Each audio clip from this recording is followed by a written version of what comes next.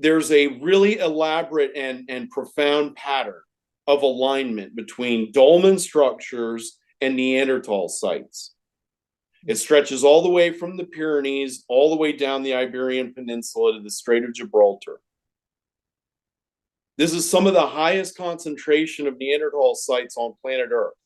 And everybody wants to understand what is the function of these structures. And yes, there's an energy involved. Like, everyone can pretty much get behind that. They're harvesting or consolidating or cultivating this natural earth energy, what Tesla would call a subtle energy. Mm-hmm. And Tesla is the key. Tesla is the key to understanding what they were doing, because Tesla understood it. But where we get lost is practical application.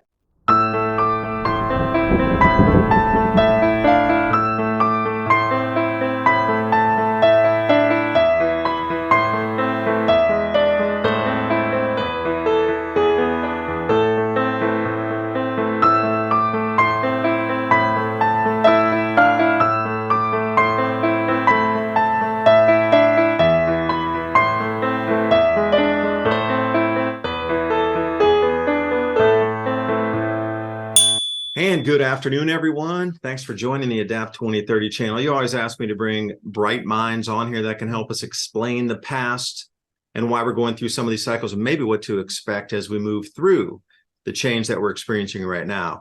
But again, we have to understand the past before we can even get a forecast of what the possibilities could be. And that's why the history is so important.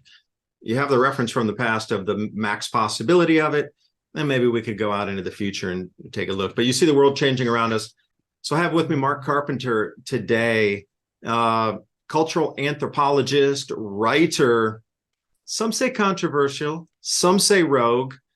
What would you call it if you blend physical sciences and cultural origins to try to scrape down to the bottom of where we came from, how these cycles work, did they leave us remnants? And if there are, why can't you talk about some, but you can talk about others? That's the whole thing. What kind of information, fingerprint of our previous society is really out there to warn us about the future or give us a signal or a message how to navigate the future? And I think we have one of the best people on the planet right here to talk about it. So I hope you enjoy our conversation. If you do, please like, subscribe. I'll put all the links below so you can visit Mark's site, myapocalypticchronicles.com. And remember, also, he's a writer for Ancient Origins, been on Coast to Coast AM a couple times, and there's some clout behind the information. So mainstream cultural academia doesn't really want to play in that ballpark because you can prove history's far further, further back in time and a lot more things that, I don't know. There's disappeared chapters of history, and I'm just going to leave it there. Mark, thanks for joining us. I'll let you continue on that. We talked to Sliver before the show here, so floor's yours. Well, first, I have to say thank you guys so much for having me. I really appreciate it, and I appreciate your kind words, Ryan. It's great to see you again. Oh, yeah, and I'm sorry. Ryan's here with me. The cohort is swinging up. Yeah, my name's Ryan. I'm David's neighbor and head of waterfowl production. Head of waterfowl production. That's a great title. This is funny because I actually found your work like 10 years ago when I was studying ancient civilizations and electric universe and all this stuff. And then I met Mark recently at a expedition to the Pinson Mounds in West Tennessee. We were looking at the second largest Native American mound in North America.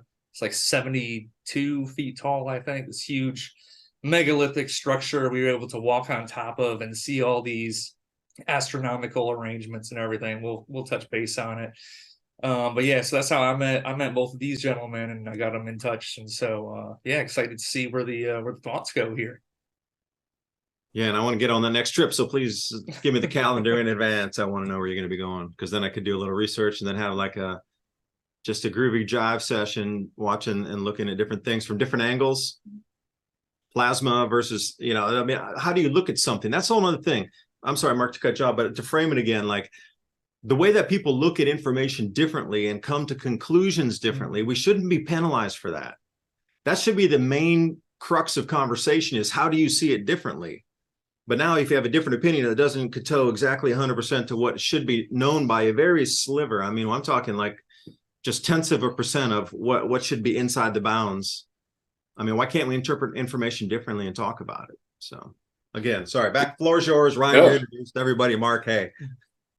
No, that was fine and the perfect segue, because for any who don't know anything about me and wonder who is this guy, that explains in a nutshell my life's work.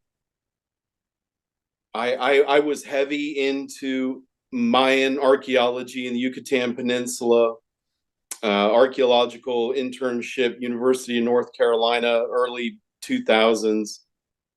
And what I was obsessed with human origins. I was obsessed with the dawn of civilization. I was obsessed with the pyramid, megalith, Stonehenge, burial mound phenomena.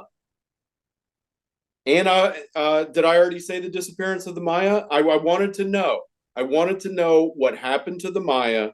I wanted to know what was up with this pyramid construction. And at the deepest level, yeah, I wanted to know about the origin of our species. I just had a chance to have an interview with somebody who knew the author of Stone of Plenty, where they went to put the seeds on top of these Mayan temples to energize them in a different magnetic field to increase yields. Do you know anything about that? Like, I'm really very fascinated by this now. Stone of Plenty, I think, was it, where they energized the seed. Stone of Plenty, Seed of Knowledge, written by Burke. Written by Burke. I've read every word of it. I've talked to his disciples. So Burke's whole thing was that these structures were designed by ancient people to generate a sort of geomagnetic fecundity and an energy, and that it was cultivating a natural energy in order to enhance biodiversity and plant yields. And he did experiments where he studied the electrical currents in these dolmen chambers, and he studied I actually learned a great deal from Burke's works. He and I disagree on some fundamental things. I think Burke was clouded by. I say this with the highest regard and respect. Much love to Burke and his research.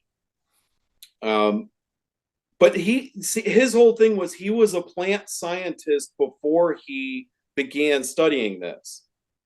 And I think he confirmed his own bias that the function of these structures was to enhance fecundity vis-a-vis this natural energy consolidation. Was it true? However, okay, so yes, that there is this life force energy being cultivated there. He's absolutely right about that. And he enlightened me to a great deal about when land masses intersect and they have their own current. And then at the intersection of these land masses, you have an intersection of currents, which creates some sort of effect that I'm not sure he fully understood, and I certainly don't either. Perhaps you fellas could shed light on these types of effects. He did make some really interesting determinations about how there was some reversal of charges in the chambers themselves that he said was not naturally occurring. It somehow the structure itself was reversing a charge, but nevertheless, what Burke thought was their function is really a side effect of their true function, which was ceremonial. But ceremony is not for them was not this empty practice like it may be for us today. Their ceremonies involved harnessing the very essential energies of the heavens and the earth and the underworld, and they created these temple portal shrines, these acoustic shrine stones. Ancestor stones is what many traditions call them. Ancestor shrines. Go ahead. So Mark, was this a tradition in North America or like, like Europe, Asia, Worldwide. Hmm. Worldwide, but at different times. There were various waves as the Pleistocene ended and the continents became more habitable. The different bloodlines began to ebb and flow.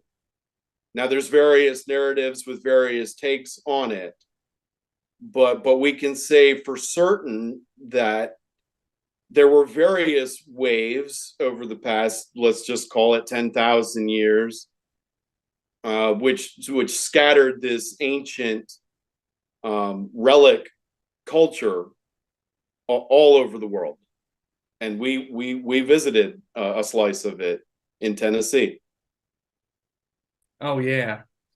Yeah, I saw another one where, and I was thinking of when I saw I was looking up the book Stone of Plenty, and I was just looking at like, a couple of the pictures of the cover and stuff, and it showed kind of like these megalith stones that were sitting there.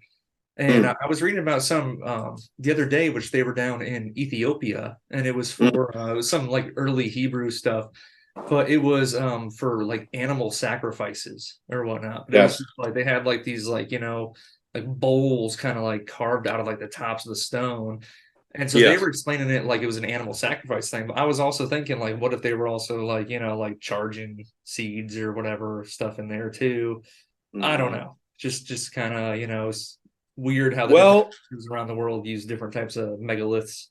what we see what our modern minds lose sight of is this relationship between the ancient people, the deities, and things like agriculture and weather phenomena. We mock it today, like, oh yeah, do a rain dance, make a sacrifice, ha ha ha. But that's exactly what they were doing. And what we don't understand is that there is a geophysical component to it, or there was. And we like lost that. Now this is wrapped up in occultism and superstition and mythology. But yes, the construction of altars was not simply about making an object, it's not simply about a surface platform whereby you do a ritual. There was a geomagnetic physical component to it. And when using sound and ritual and altered states of consciousness, and in alignment with astronomical bodies and times of year and so forth. When you combine all that together with the ritual sacrifice, that's how they were able to commune with non-human elder life forms, deities, if you will. And that was how they were able to manipulate the weather and build amazing things with no tools, and we're all baffled by it because it's this intersection of witchcraft and non-human intelligence, and now here we find ourselves in a tumbling down a hole type situation. Yeah, let me ask the question then. Would that be every Please. megalithic site? Because you got to think about the way they get our minds to portray this is like a bunch of people on top of one temple, and that's it. Like almost every time you reference these types of uses of energy, sacrifice, or whatever it is, or some type of ceremonies, it's just like one temple on top of one. But I've been to Tikal as well, and El Mirador and a few other places. there's rings of those temples around. So imagine if the same thing was going on a ring of like 12 to 15 of those, and those amplified energies were then connecting between each other and then resonating in a circle. And eventually, if they started thinking about it, then what happens? Because I was asking, like, what did they do when they harvest the energies then? Like, what was the purpose? Okay, they harvested the energy. Like, what was the purpose of it? That's a really fundamentally great question. There's been ink spilled, right? Dollars have been made and videos have been produced and oceans of ink and minds have been lost, and everybody wants to understand what is the function of these structures. And yes, there's an energy involved. Like, everyone can pretty much get behind that. They're harvesting or consolidating or cultivating this natural earth energy, what Tesla would call a subtle energy. Mhm. And Tesla is the key. Tesla is the key to understanding what they were doing, because Tesla understood it. But where we get lost is practical application. Yes, every time. So there's a rather intelligent man named Dunn who wrote a book about how the Great Pyramid was a power plant, and that it radiated out this energy, and it was transmitted by the various obelisks around the entire Egyptian, because he noted the obelisks were granite and they're acoustic.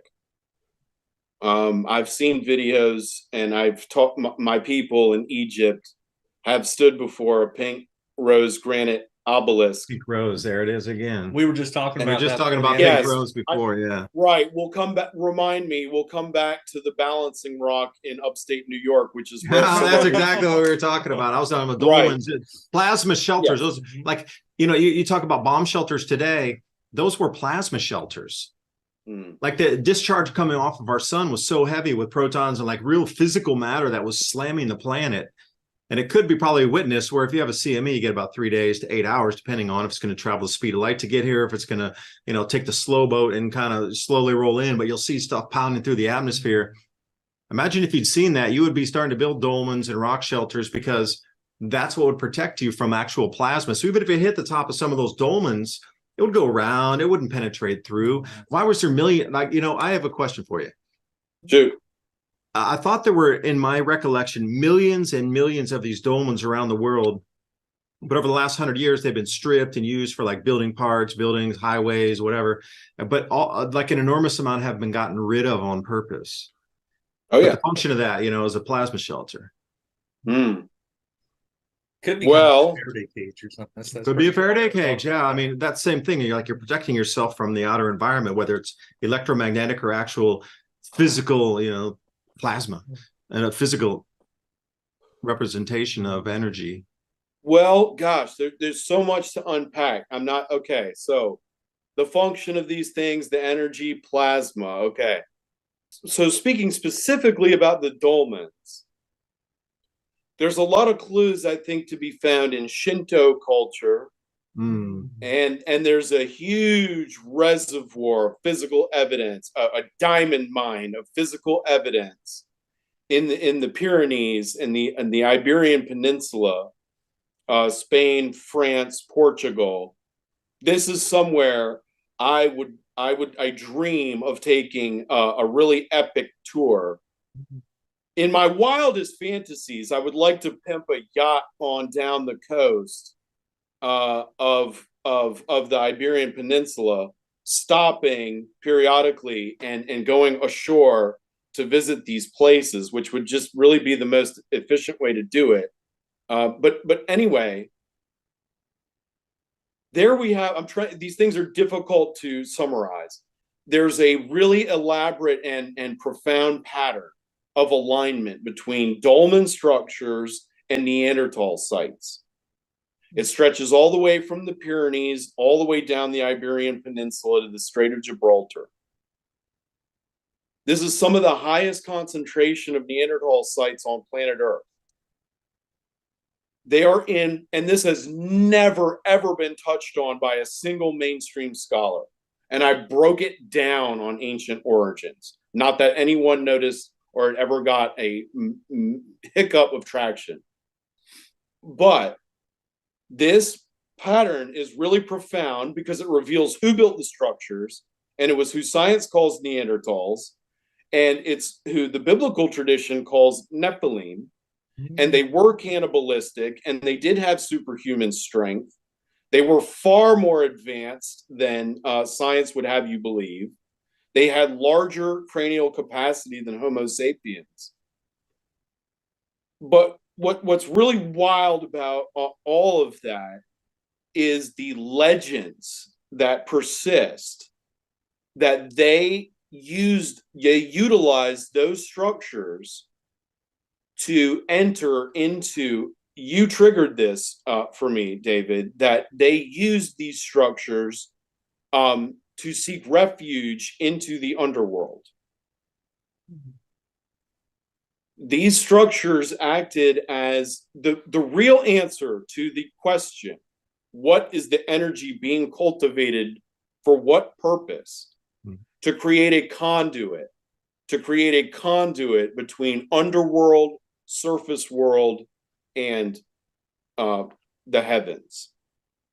Upon a proper alignment and the proper acoustic frequencies being generated, that's how they would access them, through sound. These are all acoustic. All of these mysterious stones, these balancing stones, these dolmens, they're acoustic. And right, so the cultivation of energy to facilitate a conduit through which they would commune with their ancestors, but they would also physically enter the conduit as well. Or upon death, they would enter into the conduit. This is where the ritual sacrifice element comes into it. When the conduit is open, the ritual sacrifice can be received, and the communion thereby transmitted.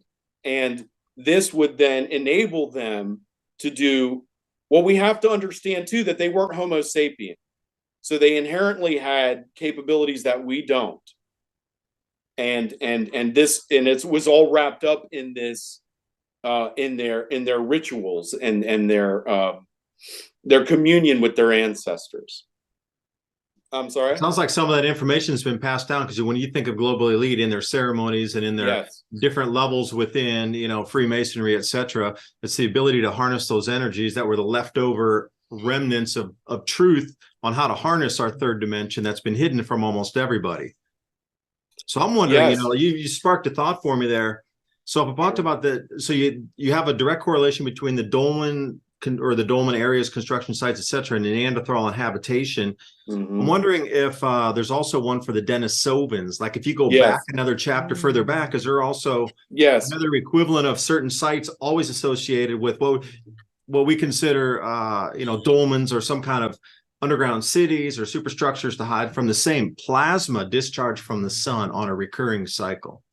I love that you brought up the Denisovans. I love it.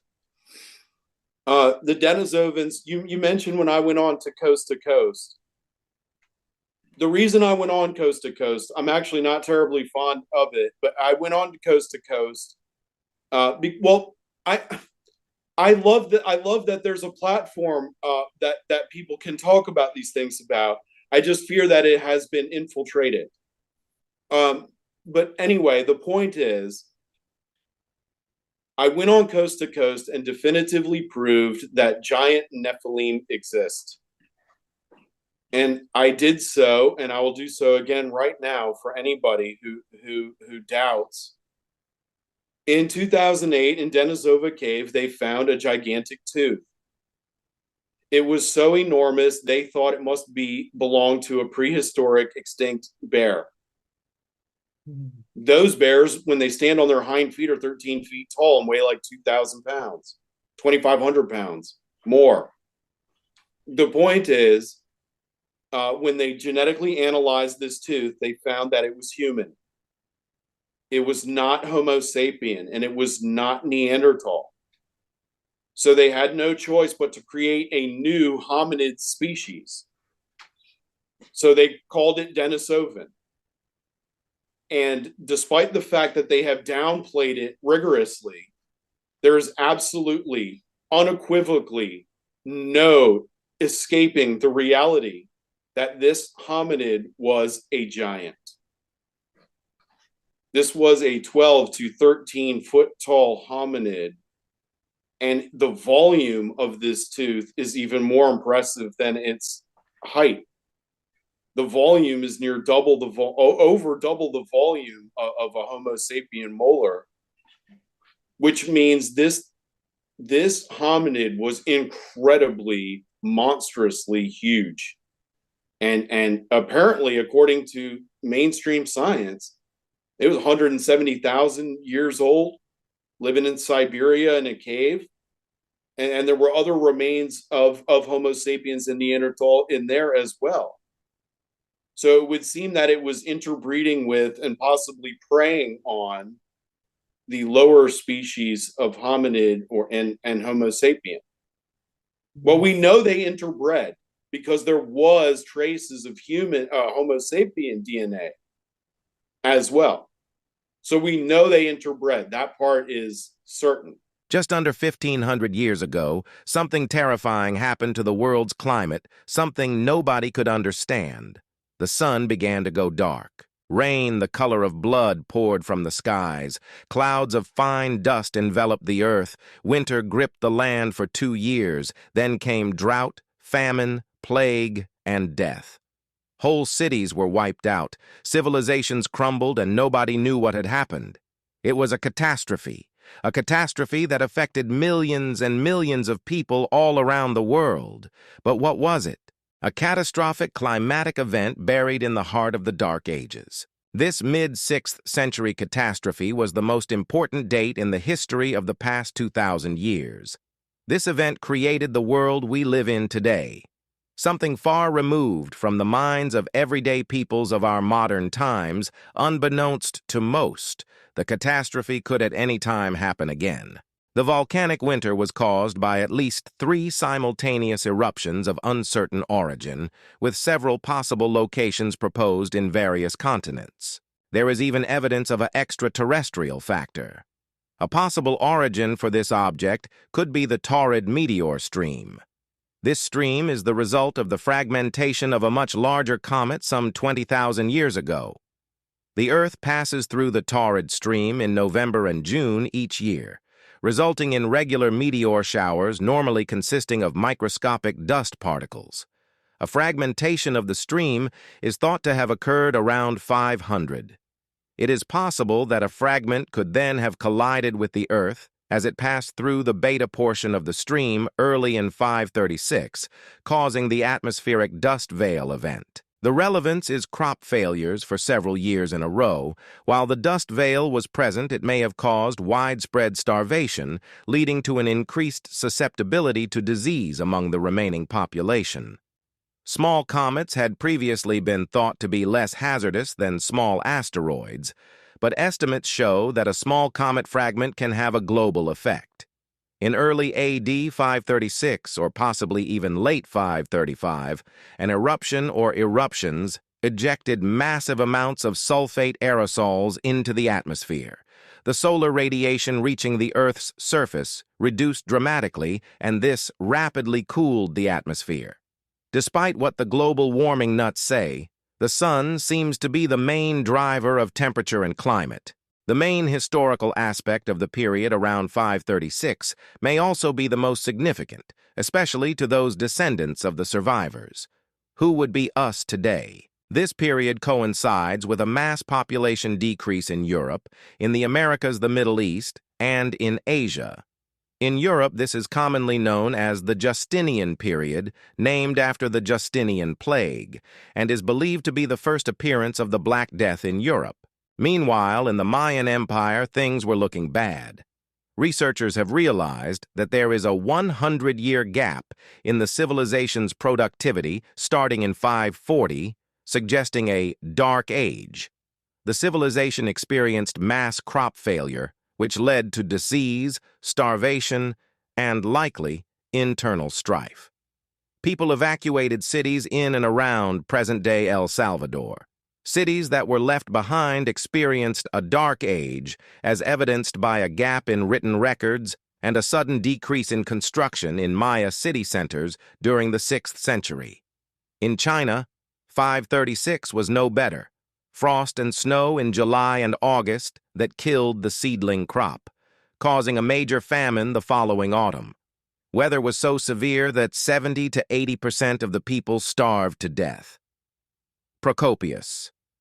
The sun gave forth its light without brightness, like the moon, during this whole year, and it seemed exceedingly like the sun in eclipse.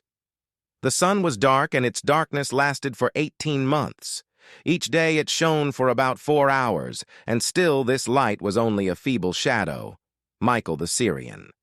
If such an event happened today, and crops failed over a significant part of the globe for several consecutive years, then once again a large percentage of the world's population would face starvation. Thankfully, unlike the peoples of the worst year to be alive, we don't have to worry about not having food to last. We have my Patriot supply. And right now, you can save $200 on a 3-month food kit with Adapt 2030. Adapt and stay prepared. And now on with the video. They interbred with Homo sapiens and they interbred with Neanderthals. Now, Mark, is that all Yeah. that they've found of the Denisovans? Is one? No, they found other remains that seem to have been more normal size, but were of the same genetic signature. But because they're downplaying this gigantic tooth so hard, they're compromised. Their credibility is compromised because they should be announcing to the world at the top of their lungs that they've vindicated thousands of years of tradition, but they refuse to do so. Yeah, can I throw my idea why that might happen? Oh, please. Because those of you out there understand, we have 10,000 years of warmth every 100,000 years in this interglacial. This one's called the Holocene. There was one 100,000 years ago, 90,000 years ago. So if you're saying that Denisovans passed from 170,000 years ago to 80,000 years ago is kind of the agreed on date that they disappeared, and then there was more of a transition into the Neanderthal as a dominant species. They passed through an interglacial back then. What did they do for that 10,000 years of warmth?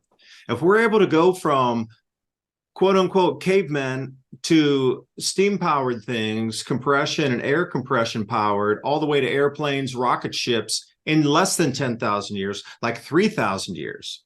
What did they do in that last interglacial? And if you're talking about a super species that's 12 to 13 foot tall, well, imagine the size of the brain on that. That would be like a supercomputer on feet. You know, they transited through 10,000 years of warmth. Like, what did they invent, do, or, you know, and then suddenly, and I'm wondering if it's cosmic rays, because it seems to be on a cycle where it's 80,000 years for the Denisovans, 30,000, 40,000 years, whatever the dates are for the Neanderthals to wipe out, mainly around 40 to 30.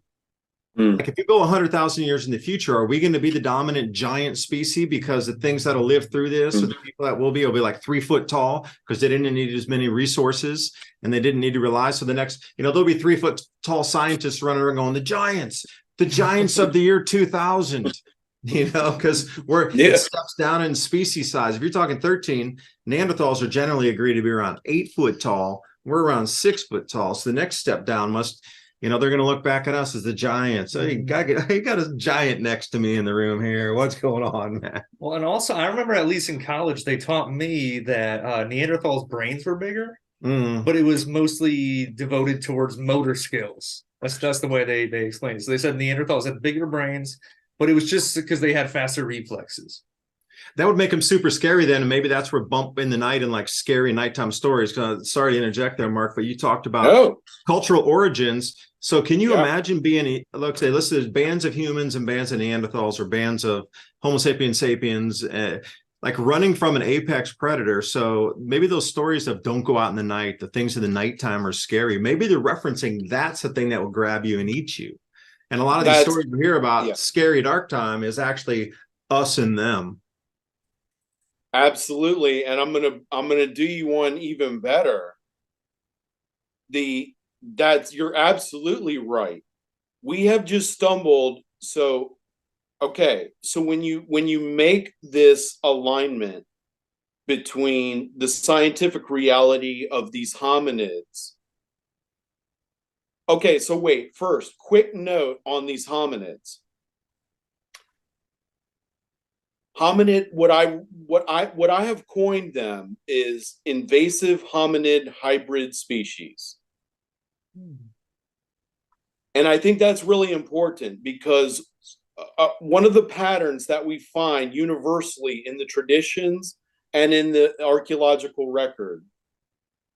See, whenever we find the alignment, it's like the radical center of two spheres, and that's where the truth lives in that warm daylight there in the middle. And one of the universal parallels is cannibalism along with gigantic stature.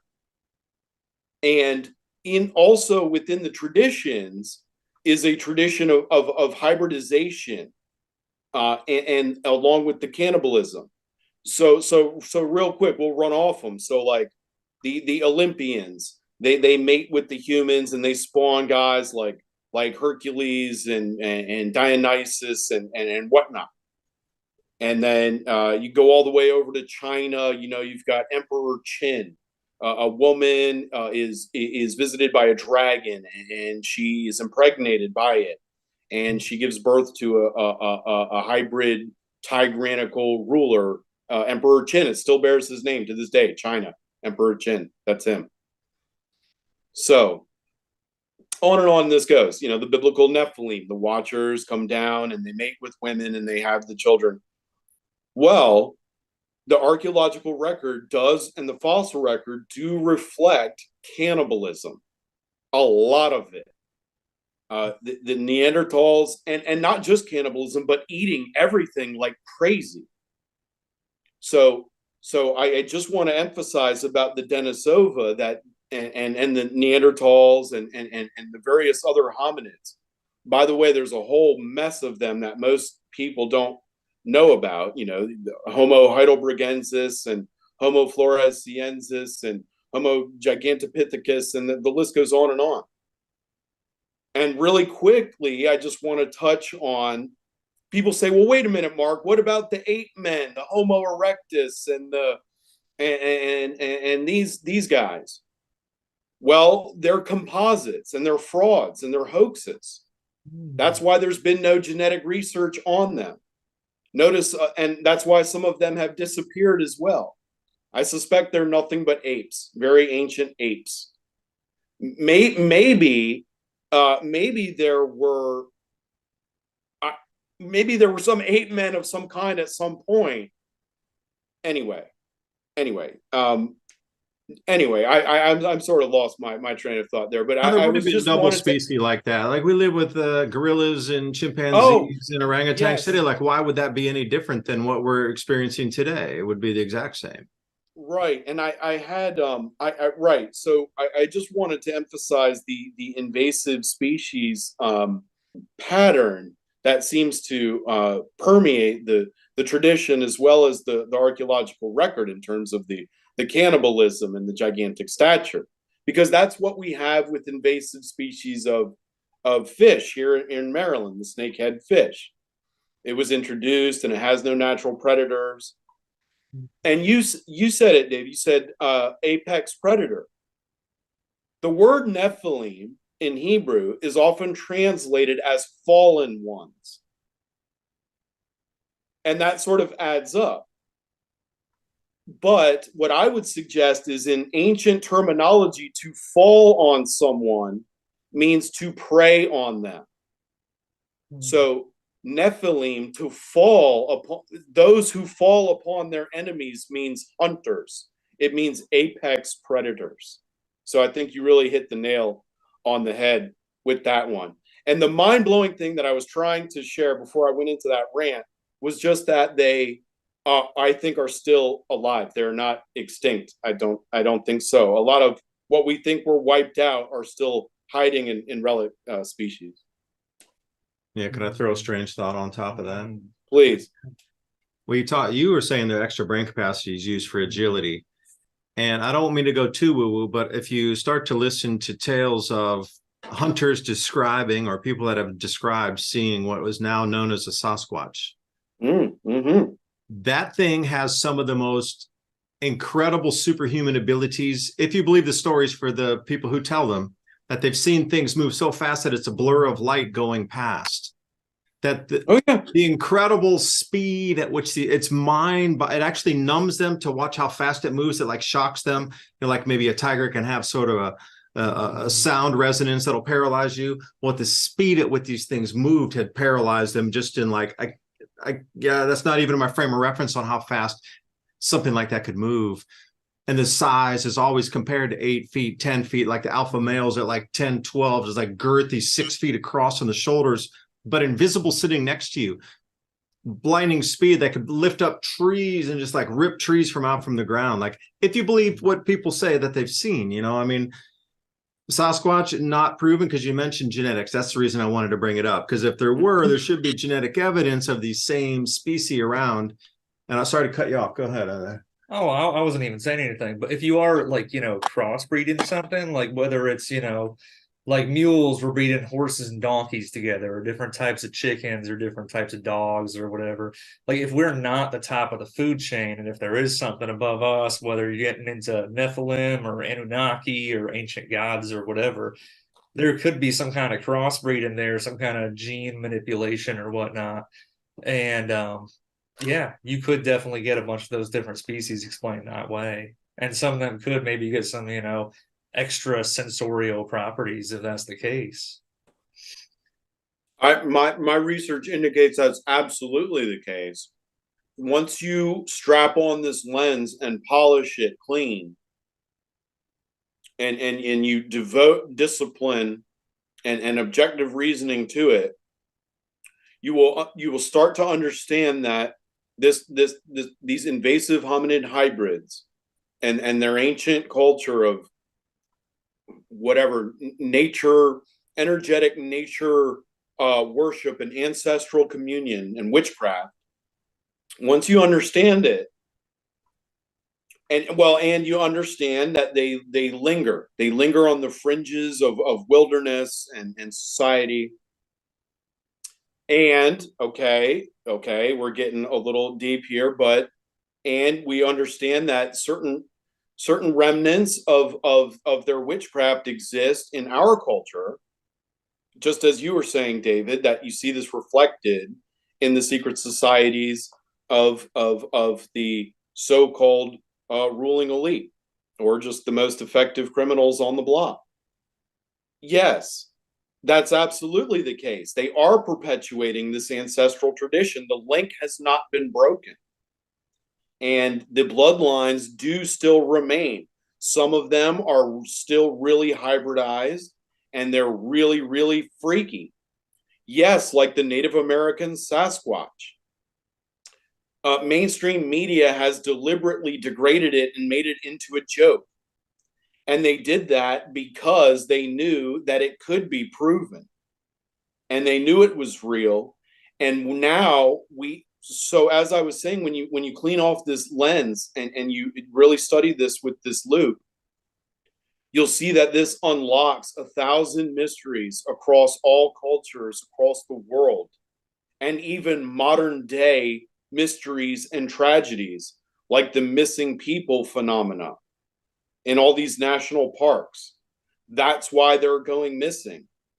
They are being abducted by these swift-moving, supernatural, hominid hybrid predators. And that's why there are weird correlations with boulder fields and weather phenomena in relation to the disappearances, and why search and rescue fails so miserably to find anything. They can't figure that out because they have FLIR. They have forward-looking infrared radar. They have scent tracking dogs. In some instances, the person goes missing, And within a half hour, they have search and rescue on the case. Search and rescue data indicates that 98% of these people are found dead or alive within like 72 hours. So the outliers are very interesting. And when they completely defy the statistical data, that indicates just by scientific method that something else is occurring than someone being attacked by an animal or injured or lost or dying of exposure. We find those bodies. Those bodies give off heat for days. They stink like god-awful hell. The dogs will find them. Even if they are wedged in some terrible crevasse, the dogs will hit on their scent. So where have they gone? They have been abducted and they have been taken into these conduits that we have discussed. They slip in and out of these boulders into little micro ecosystems and into cave systems, and you'll never see them or even know that they were there. And it's terrifying, and we're not the top of the food chain. And I submit to everyone that this species will one day, sooner rather than later, re-emerge, and it's going to be very bad news for all Homo sapiens when that happens. Can I throw the question? Absolutely. So studying more on the electromagnetic effects from the sun on certain days, I'm wondering if there was an increased amount of galactic cosmic rays where these abductions occur more at solar minimums or solar maximums. Also on specific days where there might be a more powerful coronal hole stream that's equatorial band on the sun, which is going to hit us directly on our north and south pole. And also if there maybe was a coronal mass ejection, we actually had physical energies that would pelt the planet and, you know, bend our magnetic field, if there's any more of these disappearances. Because if you could harness that type of energy in the resonant chambers you're talking about, you would look for those specific days or times where you knew that there would be a tweak in either magnetic field or the electrics, like there's a higher millivolt charge, or like the KP index is up, or you got the Schumann resonance higher, that you could also, during those times, amplify the field that you'd already created inside, like the chambers you're talking about. Now starting adding different layers of like KP index and, you know, vibrational frequency from the sun. Well, you know, like a different of an X flare and M flare or whatever, they're going to have a different frequency because they're traveling faster and harnessing this. So I'm wondering, you know, that what you talk about, those disappearances, they're creating their rift in time space, and they're jumping into like different saturations or different densities of time, where maybe we're moving 1,000 times faster than they are, because that field that opened up put them into a density or like a substrate or a saturation of time that's moving 1,000 times slower than us. And you always hear those stories, they'll go by 50 times and then, like, you know, weeks and weeks later, boom, they pop out and they're found right there. Yeah, so I'm wondering, you know, they get stuck in different densities at times when when there's these rifts in. And I'm not being woo-woo, but no. Okay, I'm gonna go out. I was talking, yeah, okay. You got my idea. There's weird time. The relationship to time and the sun is essential. Oh, you're good. No, it's essential. I think a lot of what the cultural anthropologists mistake for solar worship, the deity dwells in their culture, dwells within the heavenly body, including the sun. And like you'll have scholars tell you that Stonehenge is an astronomical observatory. It's a solar observatory. No, it's not. Just because you observe the sun from it and it's aligned to the solar pattern, its primary function was a ritualistic center. Pretty expensive for a calendar. Yeah, the alignment of yes, it does. It does function as well as a solar calendar, but that's because it needs to be aligned with the sun in order to facilitate its function.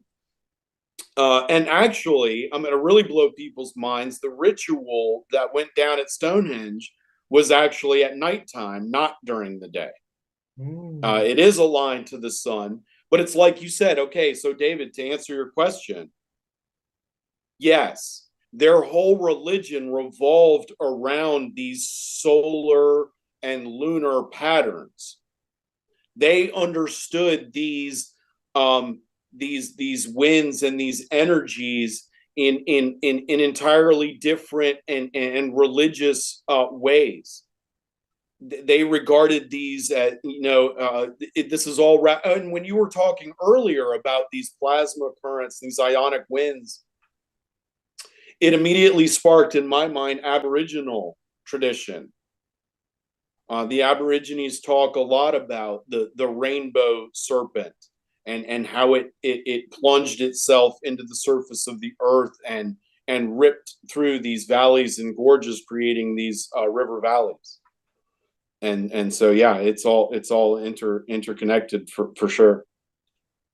Well, yeah, I just wanted to piggyback a couple things on there. First off, what you asked reminded me something I heard a couple days ago, which was the Greeks had two different types of time. I'm sure people have heard that the Greeks had like different words for love and everything.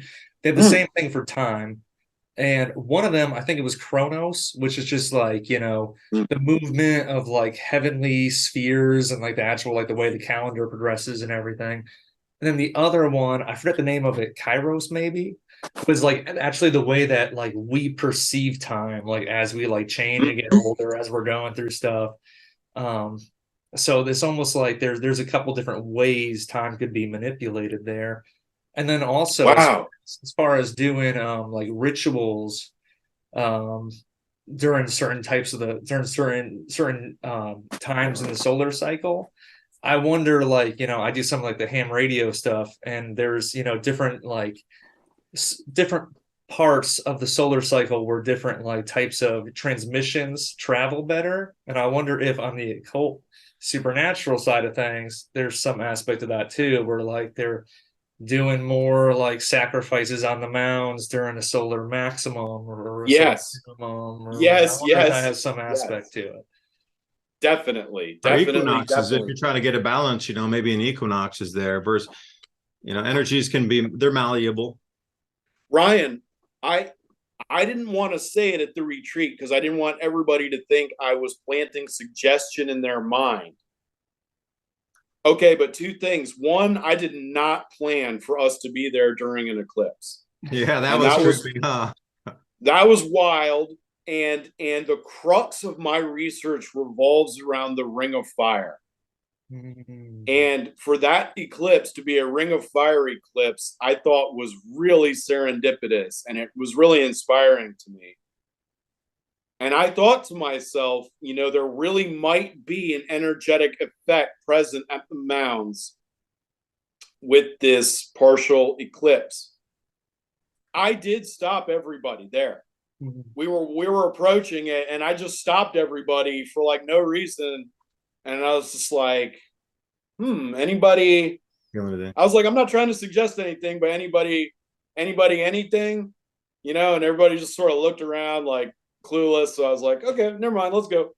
And well, I'll definitely say it was certainly awe-inspiring. As we were walking up to it, it was just like this flat pathway going up to this big, monstrous mound. It's I've done a bunch of exploration around like the U.S. I've seen stuff down in like the Southwest, Mesa Verde, that sort of stuff. But that kind of stuff is all like tucked into the caverns and it's tucked into the cliffs and everything. This was just totally flat. And then there's just like this huge like earthen pyramid just sticking up like, 75 feet or whatever. It's massive. Yeah, I think I was talking to the park rangers all about it. I think they said it was 36 million basketfuls of dirt and clay. This thing was 12 people built that in their off time after they were done farming for the day. And the archaeology totally took up the skyline. It was like you go to the top and you just see for miles and miles all the rest of the mountain complex, and especially seeing like an eclipse in the sun right above it. It was pretty awe-inspiring. I'll just say that. Even the mainstreamers will tell you that it was built according to a master plan. and that these mounds seem to have been built in one continuous building session. So how in the heck did they lay 36 million? And I'm not even the whole basket thing. If that were the case, there should be an epic number of baskets found from here to Timbuktu. We should have found 30,000. Now they find some baskets. Okay, they find some baskets. But if they're going to tell me that Native Americans schlepped all that dirt via baskets, then I want to see at least 10,000 ruggedy baskets, strewn across all these mound sites. That does not exist. The fable exists. Their narrative is such an absurd. These mound builder cultures. So you will hear these words: the Adinas, the Hopewell, the mound builders. All of those names were invented. There were no people called Adina. There is no tribe called Adina. The Native Americans do not recognize anyone called Adina. They invented that word for a tribe, for people that they just didn't know anything about. Hopewell is the name of, some, naturalist dude from the mid 1800s who was studying the civilization and called him Hopewell. Cool. And then mound builders is probably the most accurate one, because the only thing they know about them is that they built these mounds. And apparently some of them had some abnormal genetic features. And apparently they were worshipped by the Native Americans, or subjugated at the very least. Yeah, because Etowah Indian mounds, when you're going down to Atlanta as well, that's on that same genre. Yeah. And it's a massive complex. Really, it is. You get out there and you're like, wow, that's impressive. Like, I was over in China and we went out to Xi'an and then further out to Shenyang, which was the original capital outside there. And man, those pyramids / tombs, excuse me, go for hundreds of miles. And there's what you consider like earthen pyramids or pyramids in China.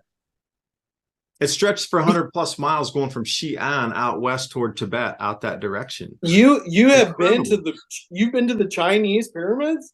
Oh yeah, heaps.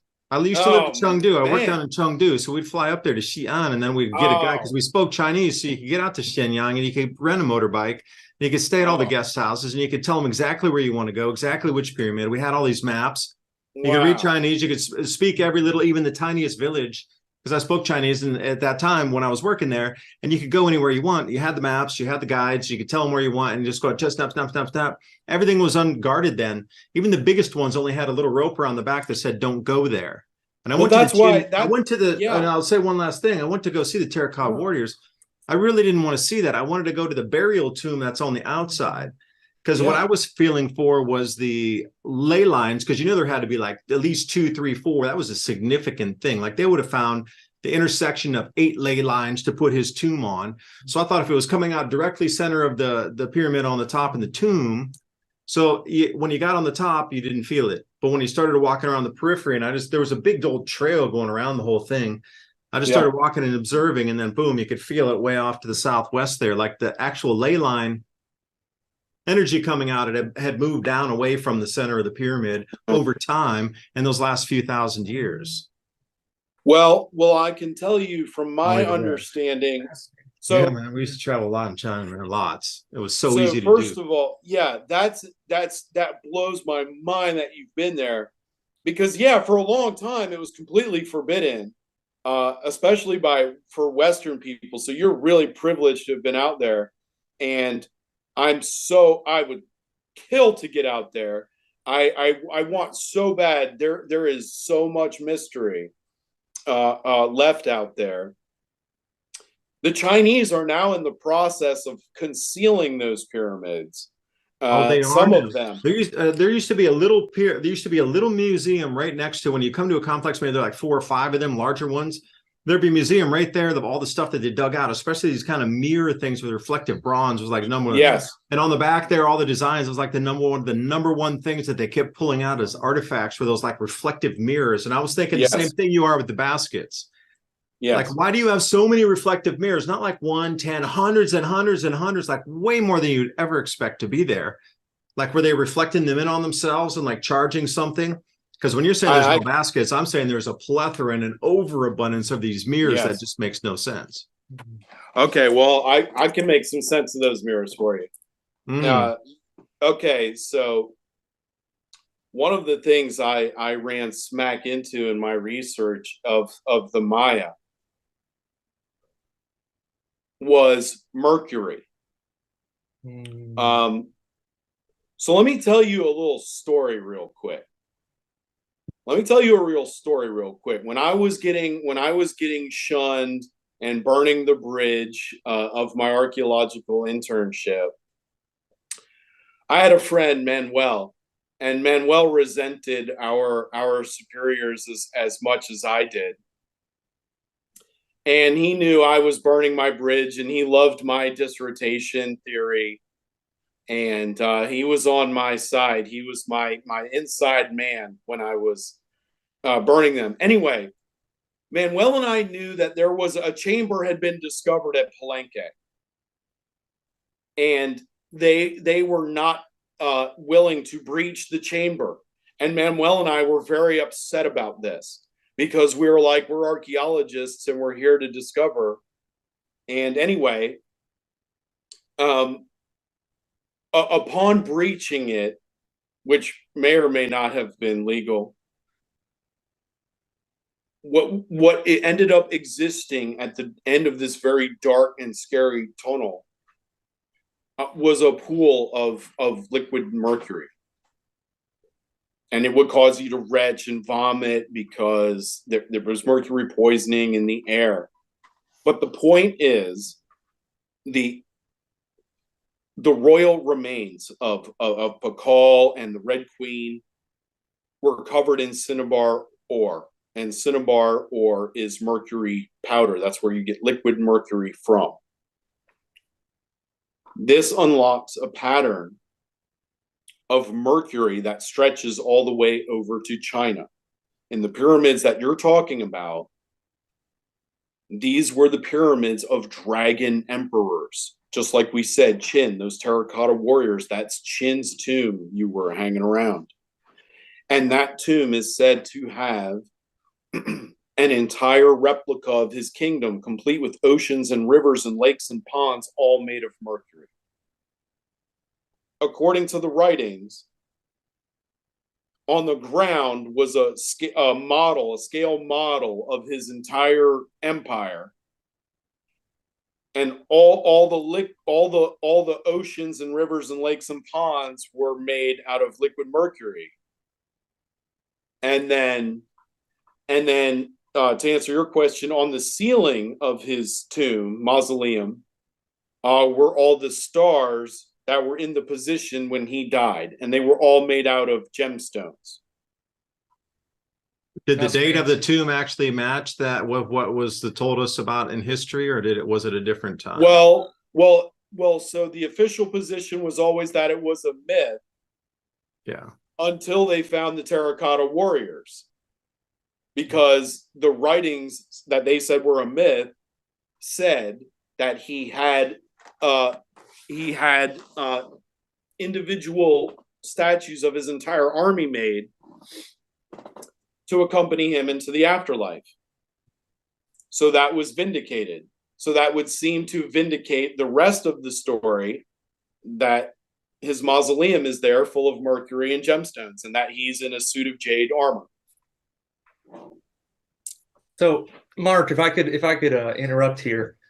So you were talking about liquid mercury a minute ago, and I think there's something very special when it comes to liquid mercury. I know, at least from what I've read, when you're talking about stuff in like China, or if you're looking at like stuff in like ancient India with the Vimanas, or like all this stuff that the alchemists were doing in medieval Europe, there seems to like that was like a really special compound to them. And it seems like it could be tied into some of their like ancient technology, anti-gravity, whatever they were doing. You said you found some in Palenque as well? So like the Mayans were also doing this stuff in North America? Was Palenque the Mayans or the Aztecs? Mayan, but see, what this really is evidence of is the hyperdiffusion of this invasive hominid species. So you see, they took their pyramid building, liquid mercury utilizing, demonic worship, musical death cult, and they took it with them wherever they went. And so Maya, what you start to understand is terms like Maya and Aztec are all really misnomers.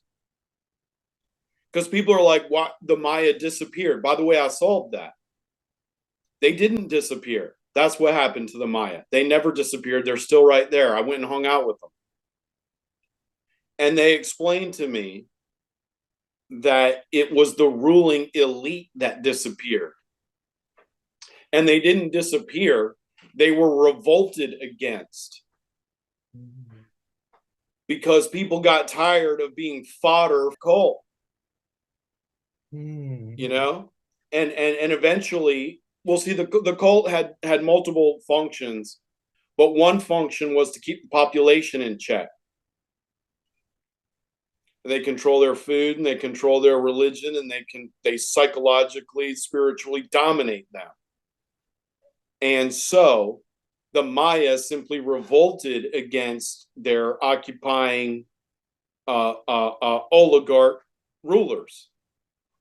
They revolted against them, and they went someplace else, and they started a new cult center somewhere else, and they enslaved those indigenous people until eventually they had enough, and they revolted, and on this went.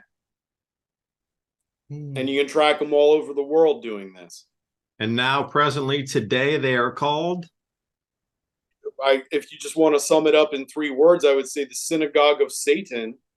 But their cult continues on as the bloodline becomes more and more diluted. They become more and more just like regular people. So they don't look much different than you or I nowadays. But there are some that live in the shadows that are still highly hybridized, but they're savage. They're totally savage. They want nothing to do with anybody. If you get too close to them, they'll abduct you and devour you, and that's that. But among the Homo sapiens, there is a secret cult that continues to perpetuate both the bloodline and the ancient tradition, the blood and soil tradition. They've carried it on from then until now, but they do so in the shadows. That's why I say synagogue of Satan, because they are embedded within other cultures that we regard as just like normal, wholesome nations or cultures or ethnicities, and primarily in the Western world. So the Western European, powers and things like military-industrial complex, these are really just institutional tentacles of this ancestral imperialist cult and bloodline. Dude's grandmother, 13 times removed, was a Nephilim Anunnaki hybrid. Pretty much. It's funny you bring up population control, because one of the big things that the climate agenda nowadays seems to be doing is population control. I mean, whether it's just like, I know tons of other people that are like millennial, like Gen Z or whatever, like I'm 30. Tons of other people that are like, oh, I don't want to have kids because I don't want to, hurt the planet. It's never been part of the narrative until like the last like few years, but that's captured so many people like my age. And so it seems like, they're still doing some of the same old things. They're just using different tricks. Right. It's a new mutation of their old. There's nothing new under the sun. It's true. Yeah, and you said the Maya never left. They just like rose up. Did they Yep. Did they? So I heard that one of the possible theories, like I have a book on like the mound builders. It was talking like about maybe the Mayans like went up the Mississippi and like became the mound builders, and then went back down through Mexico and became like the Aztecs. Right. Well, Have you yeah. heard anything Well, like that? Does that make any sense yeah, to yeah. you? No, that's on the perfectly right track. The only thing is, how do we define like the Mayans? You see, so they're right that the culture transmitted itself up into Georgia. It didn't just go. It went up from Mexico. Yeah, when they revolted, and you can trace the fall of Mayan cult capitals. They went all up in North America. Ryan, the same that is the culture that we saw in Tennessee. Mm. The thing is, it's just a misnomer to say the Maya went from A to B, because it wasn't the Maya, it was the people who taught the Maya all those things and superimposed that culture on them. Yeah, they took some Maya with them as their entourage slaves. Whoever didn't revolt in the cult, whoever went with them, they were Maya, sure. But ultimately, the ruling elite are a different and unique ethnic group and culture who superimposed all that dragon worship and pyramid stuff onto the Maya. But yes, that culture was transmuted absolutely as the cult centers fell in Mexico, old Mexico. They made their way up to Chaco Canyon in New Mexico. They made their way up to Georgia, and eventually up into Mississippi, Tennessee, the Ohio River Valley. I know where they are right now. They're still alive. They're hiding. Can I ask you a quick question about this book here that I got? Sure, I have that too. Oh, do you? And then this one here too, the Encyclopedia of North American Giants, you know? Fritz Zimmerman is excellent. Like where are all these concentrated at mostly? When you're looking at energy frequency points here across the US, like where are the most concentrated? Because I did want to say with the Stonehenge, you kind of clued me in. So if you got all these Mayan towns, let's say Tikal, for example, Yeah. you know, the tops stick out above the trees and they could make a circle, but the distance is pretty far comparatively to like Stonehenge, which seems a little more like an electromagnetic circle in itself already that could be charged up depending on what the rocks were, the minerals in those granite and quartz boulders. Like that could spin far faster than like a looping slow thing around the apexes from pyramidal structure to pyramidal structure and create a vortex. Now, how, you know, you're talking about RPMs of energies, you know, so Stonehenge would have an incredibly fast RPM compared to something like El Mirador or Tikal or something like this, where it'd be a much slower rotation. I personally, I link it to the geology of the landscape. So, for example, Pinson Mound is in a giant bowl. We're in a basin. So, if you look at the map, Pinson Mounds, you've got all these rivers. You're at the point of least resistance. You're at the bottom. You think of it like a giant shower drain.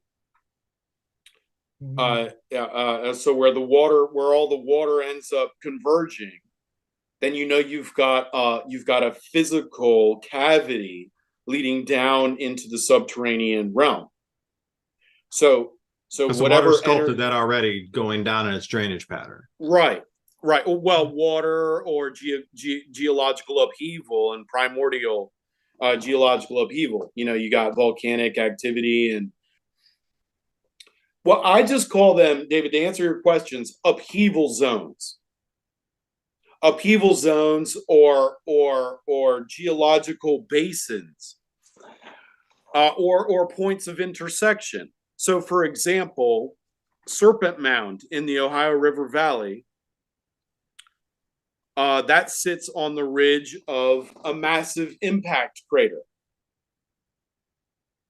So that's the type of geological upheaval zone I mentioned. But really, there were burial mounds bejeweled all over the North American continent. They were concentrated around these places where there were convergence of land masses or upheaval zones. But I think the really significant determining factor is a conduit, a literal physical conduit into the underworld, into the subterranean realm. So then they build their sanctuary atop it. Then once the heavenly bodies are aligned correctly, now, David, that's what you were talking about. When the frequencies and the energies are aligned, these winds can then be cultivated and whatnot, harnessed. And that's when their conduits are open. And that's when they can commune with their ancestors and learn secret knowledge and produce supernatural effects. Yeah, and also, would you mind if I just pop in real quick while we're still on Please. topic? Please. One thing that I just thought of, I actually just had to look up on my phone to see like the map of it. But I think you mentioned before that there some of this where they place like dolmens, or I think we were talking about dolmens. Some of the areas where they placed them were on like fault lines, like areas where like lands was converging.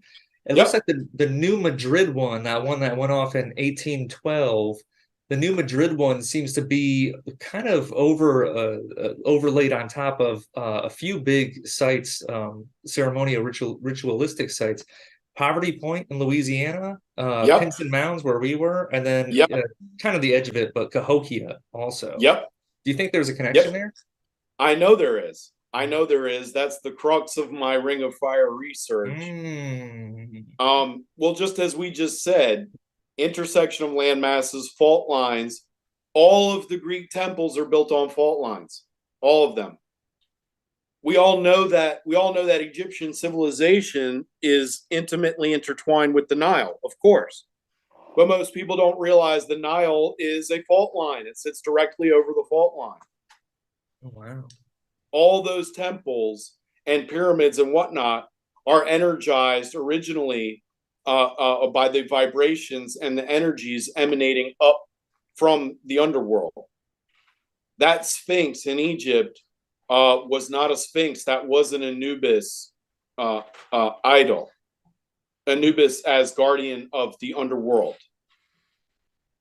That the Giza Plateau is a necropolis. This is an entrance into the underworld, as is Pinson Mounds, as were the Greek. So in Greek tradition, I believe I talked about this during the Mound tour. You would go to the sanctuary, and you would go see the priests and the oracle, and the oracle would inhale toxic fumes from the underworld. And then the priests would and this all happened, by the way, in a subterranean chamber. And then the priests would interpret the oracle's prophecy. So that gives you, I think, a demonstration of what we've been talking about. Except you add to it real geophysical properties and altered states of consciousness and non-human intelligent life forms. So they'd be waiting for the perfect magnetic field manipulation time. Because during that time, celestially, when bodies line up once in maybe every 2,000 years or once every X many amount of years in a cycle, when it comes into that time, they can manifest using those energies again, and they could do what? Well, that's precisely why control the world again? I don't know. Yes, and that's why the people today are ramping up their ritualistic murder. I'm not an occultist, but I know how they operate, and I know how they perpetuate their religion. And I know that they are ramping up. And basically what they're telling me is it's time for them to come out of the shadows.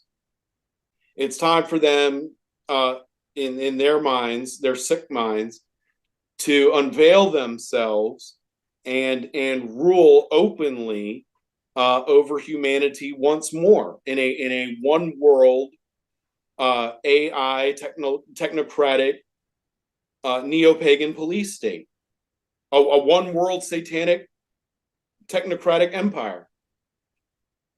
And that was foretold 2,000 years ago.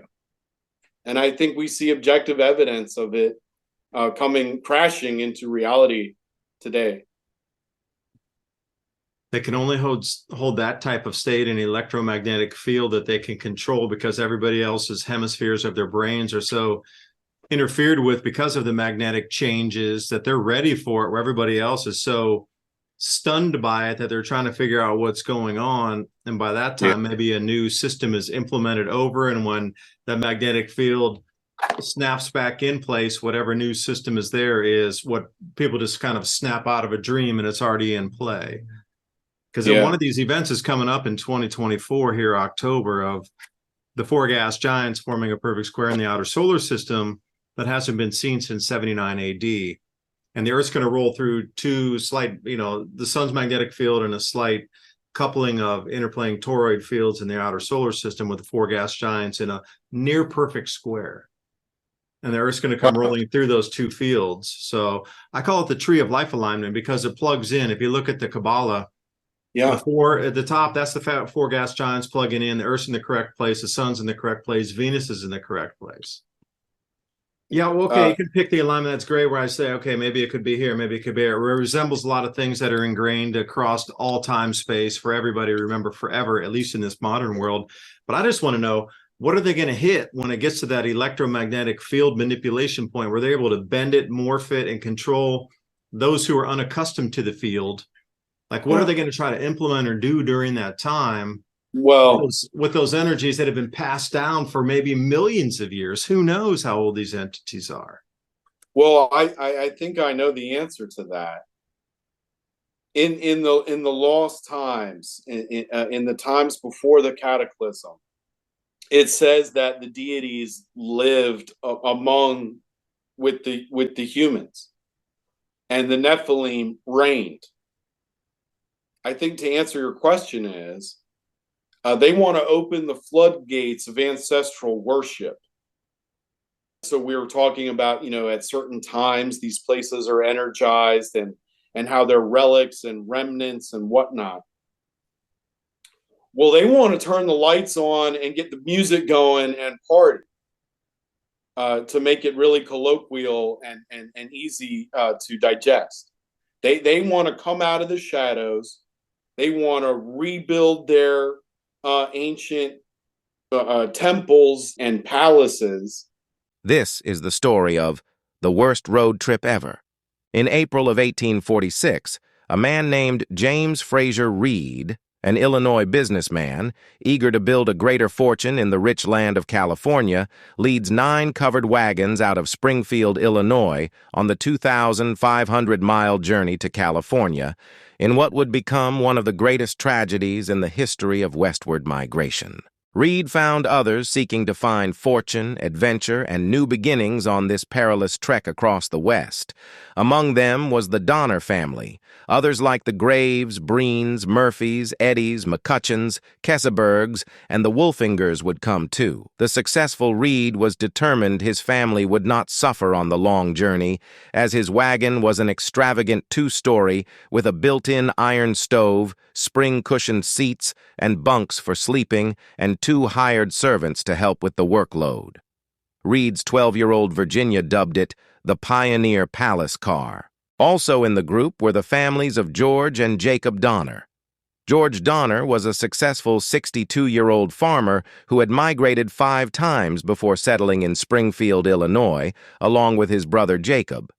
Obviously adventurous, the brothers decided to make one last trip to California. At the bottom of Jacob Donner's saddlebag was a copy of Lansford Hastings's Emigrant's Guide, with its tantalizing talk of a faster route to the Garden of the Earth. It's tough, but the going's good. Tamsin Donner writes in her journal, "I could never have believed we could have traveled so far with so little difficulty. Indeed, if we do not experience anything worse, I shall say the trouble is all in getting started, but as leader of the wagon train, Tamsin's husband George Donner is aware there's one final obstacle to their journey, the Sierra Nevada, with peaks up to 14,000 feet. It's known if you fail to clear the mountain passes before the first snow falls, the repercussions and results can be both horrifying and deadly.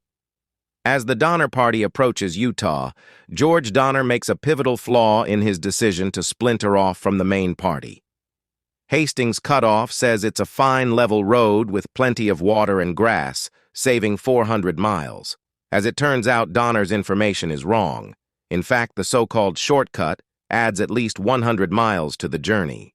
High in the Sierra Nevada, the Donner Party enters the Truckee Pass.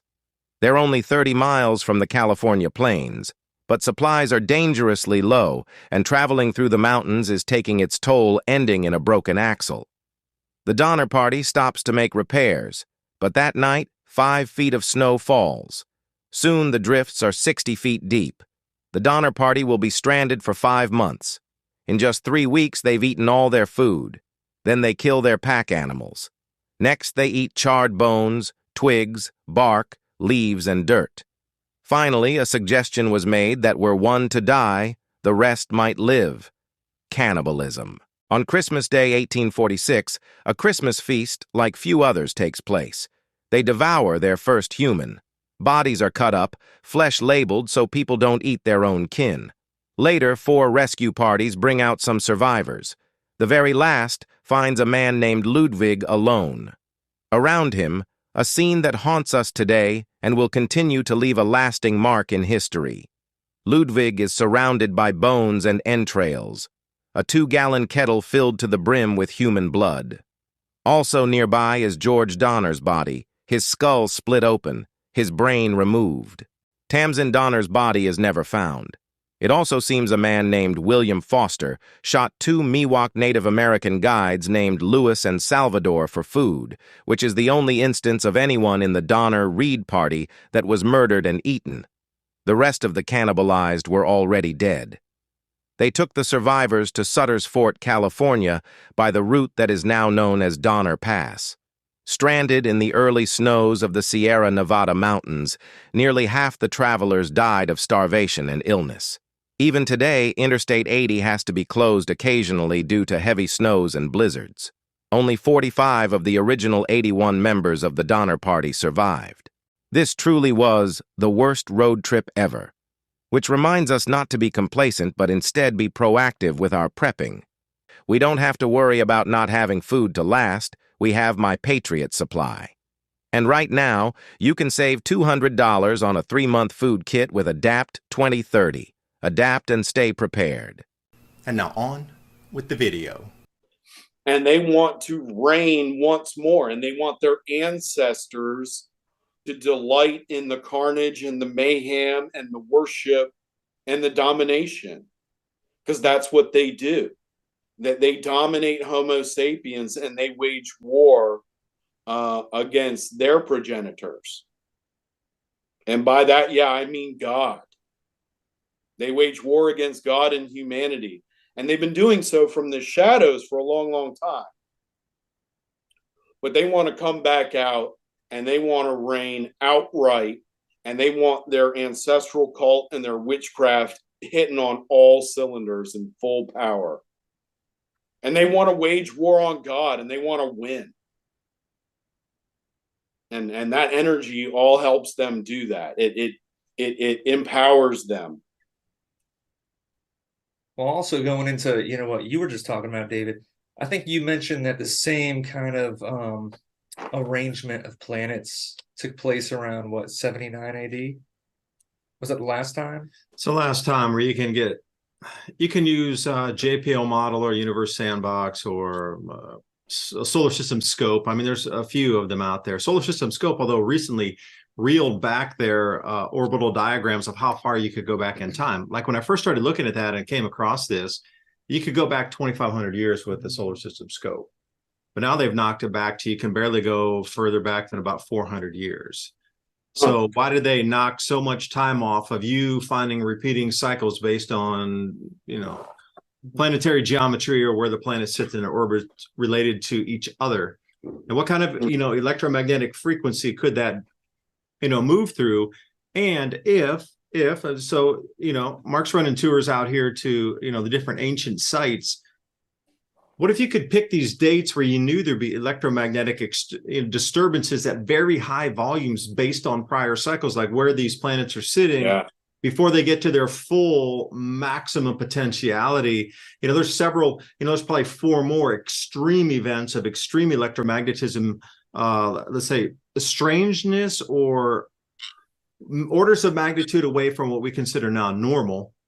We're going to hit a few of those points before we come into maximum of October 2024. Be interested to, notice these sites when those dates occur, see if anything happens, maybe have somebody out checking the energies out, or magnetometer readings on some of these sites during this time, so you could get a direct correlation of electromagnetism changes from the sun, pull and gravitational effects with the electric effects from different planets, and then how the ancients chose these sites is more would be the thing, like they understood it. Cycles back, but we're already on top of the same sites they already chose previously for us. One of my closest associates, but he is an archaeoacoustics expert, and he's a brilliant guy. And he and I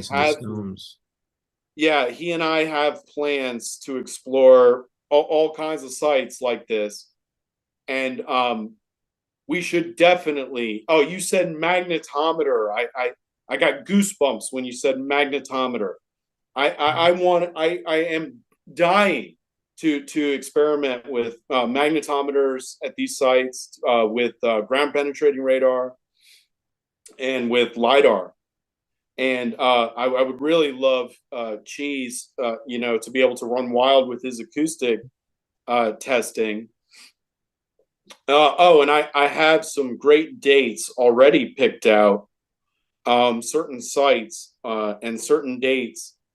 And I'm curious, I don't expect you to know this off the top of your head, but I'm really curious about some dates in the upcoming future, like 2046. If you notice any really interesting alignments in that date, I'd be really curious about that. 2060, 2046, 2038, 2034. Nobody knows yet. Is it going to be something on the surface of our planet that changes and we suddenly get what you quote unquote a mud flood, or some sort of water emanates from the crust? Or is it just going to be a electromagnetic feeling where people's brains interpret information differently? They hear different things, they see different things, just the way they see the information presented them from the TV, or just how their eyes are actually viewing. Perhaps something else comes in focus, the electromagnetic frequency spectrum changes, and suddenly their visual acuity jumps like, 10%. Like, what would come in view of you, if that really happened? Or like, what could you hear or sense? What if your sixth sense turned on and it was 10% more acute during this electromagnetic field change? Like, the world structure for governance would crumble. Yeah, it could be a subtle energy consciousness type deal. I was going to say before, I think, you mentioned like 70, I think 79 AD. Was that the last one? The most similar convergence of planets? Yeah, 1 degree off of arc between all the planets. I don't know if this, what this exactly says, but I know just off the top of my head, just thinking of the stuff that I've looked into the last couple of days, I think around 79 AD, I think right around then was the destruction of the Second Temple in Jerusalem. Yes. I think then. It was about 80 AD when the Romans destroyed it. Yes, and there was that was also, I was looking at this earlier, Mark. It looks like right around that time was when they started building Pinson Mound. It looks like 100 to 300 AD was when they built that whole mound complex. So in America, they started building mounds like in earnest right around that time, while there was like big strife happening in the Middle East. Yeah, I don't know what's the trigger for all that mound building? Why then? Just like right now, why now? Well, they want you to look at the sky. They want you to know there's geoengineering. They want you to know the sun can take down a power grid. They want you to know the sun can wipe out the internet. They're making you focus on the sun for effects on our planet. Yet somehow it's not able to bend a cloud or move a jet stream. It's all, you driving your car. The sun has nothing to do with our climate, right? Should I wink into that camera there? Yeah. Yeah. Jeez, my name. Yeah. Yeah. The Native American traditions all revolve around the solar cycle. I think it's all intimately related. I mean, beyond related. I think the Kali Yuga cycle, the Hopi, the seven fires prophecy, Ragnarok, Revelations. I think all of these, the five suns. I think all of these are stylized reflections of reality. That civilization is cyclical, and that life is cyclical, and we do seem to be approaching, by all by all metrics and cultural standards, we seem to be approaching a climactic point of the cycle. But what else happened around 80 AD? Do y'all have any references of 80 AD, 79 AD, even 60 AD? Definitely, or 70 AD would be a good one, because the changes would be like what we're seeing right now. A complete discombobulation in the weather patterns here. That's because of the frequency change, and we're stepping off into a 400-year low in solar activity right this second. As we're coming off solar cycle 25, we're going to descend at the very, very minimum into a 400-year low in solar activity straight off here. We're going into another Maunder minimum as we speak. As we step off this, we're going into a Maunder minimum. Right, so that's about a 10-year period from years ago. Not now, 10 years, it was like 5 years ago. We're halfway. Once it drops off, you're going to watch crop yields decrease across the planet. And perhaps that's why we're seeing supply chain shortages explained away the way they are now. Because these same planners who understand the same information and resonance and how to manipulate energies, they understand the cycles of the sun and what the causes are on our planet for changes in the weather systems that dent or decrease or wipe out crop yields. You can't tell me they know one and they don't know the other. Absolutely, because civilization cannot exist without food. So like what happened around 80 AD? So 70 AD would be that 10-year period drifting into it. The survivors are there like 90 AD. And then, as you exit out of it around 100 AD, and then people kind of got it back together, things have changed. So it's like a 30-year window. Like where in the past do you remember a 30-year window where there was a complete reset of our world, like 79 AD, you're coming out, the Bible's being written during that time. The Romans are collapsing, you get a whole bunch of, a huge amount of shift at that time. So any other periods that prior, like BC era or post and 15, AD era? 1500 BC. That's near that 1750 BC date too. Yeah, what happened? 1500 BC, because my research indicates that's when the real exodus of the Hebrews from Egypt occurred. And I have evidence that really happened. That ecological crises did happen. Because, and I know that because remember how we said the Nile's a fault. So we know Santorini erupted around that time. We know that. And we know it was big. It was real big. They said it was the equivalent of like 100 atomic bombs. Basically wiped out the Minoans, right? Absolutely obliterated them in a flash of an eye. And the point is, Egypt is just a stone's throw across the Mediterranean. And there's no doubt the reverberations of a volcanic incident like that would have impacted the Nile. See, I grew up in North Carolina, and there were pig farmers who were polluting the river. And what happened was the river turned red from an algae bloom.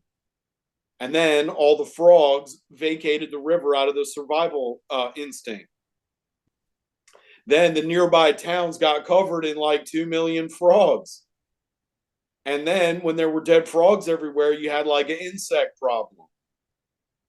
So, and then people got like sick from all this insect, nasty frog slime everywhere.